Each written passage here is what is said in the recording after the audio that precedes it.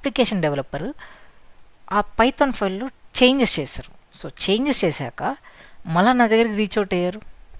Okay, మళ్ళీ నా దగ్గర రీచ్ అవుట్ అయ్యారు. నేనేం చేయాల్సి ఉంటుంది, డాకర్ పుల్ ఆల్రెడీ నా దగ్గర ఉబెండ్ ఉంటే నెక్స్ట్ ఏం చేస్తాను, అక్కడ నుంచి నాకు కంటైనర్ యాక్సెస్ తీసుకుంటాను, మళ్ళీ ఏపీటీ అప్డేట్ తీసుకుంటాను, మళ్ళీ పైథాన్ ఇన్స్టాల్ చేస్తాను, మళ్ళీ ఈ కొత్త ఫైల్ ఏదైతే ఉందో డాకర్ ఫైల్ దాన్ని నేను కాపీ చేసుకుంటాను. దాని తర్వాత డాకర్ కమిట్ ఇస్తే ఇంకొక కస్టమ్ ఇమేజ్ అయితే క్రియేట్ అవుతుంది. ఫైన్. ఇప్పుడు మళ్ళీ నాకు కొత్త ఫీచర్ వీళ్ళైతే డెవలప్ చేస్తారు. అప్లికేషన్ డెవలపర్ అంటే అదే కదా, కొత్త కొత్త ఫీచర్ మనకి ఇంటిగ్రేట్ చేసి ఇస్తారు కదా. సో ఇప్పుడు నాకు ఇంకొక కొత్త ఫీచర్ అయితే వచ్చింది.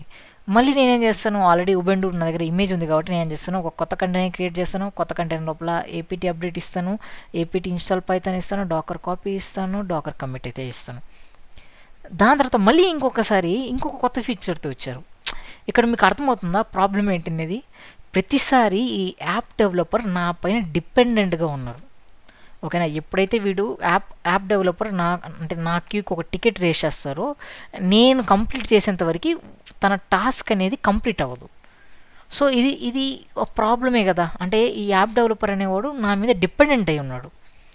సో ఇది నేను కస్టమ్ ఇమేజ్ క్రియేషన్ ప్రాసెస్ ఇది.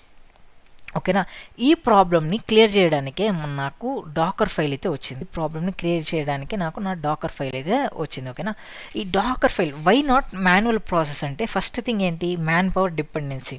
నేను కంటిన్యూగా ఒకవేళ యాప్ డెవలపర్ కొత్త ఫీచర్ యాడ్ చేస్తే నేను వెంటనే వెళ్ళి కొత్త కస్టమ్ ఇమేజ్ని క్రియేట్ చేయాల్సి ఉంటుంది.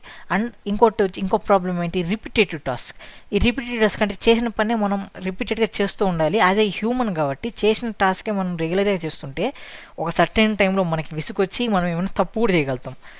సో దానివల్ల ఏమైపోతుంది, ఇమేజ్లో ఏదో ఒక ప్రాబ్లం వస్తుంది. సో వాళ్ళు మళ్ళీ ప్రాబ్లం అని రేస్ చేస్తారు టికెట్. సో నేను మళ్ళీ ఇంకొకసారి చూసుకొని మళ్ళీ అది కూడా మళ్ళీ ఇంకొక రిపిటేటివ్ టాస్క్. సో ఇది నాకు problem manual custom image creation ప్రాసెస్లో. సో అందుకే నేనేం చేశాను, నేను ఒక డాకర్ ఫైల్ అయితే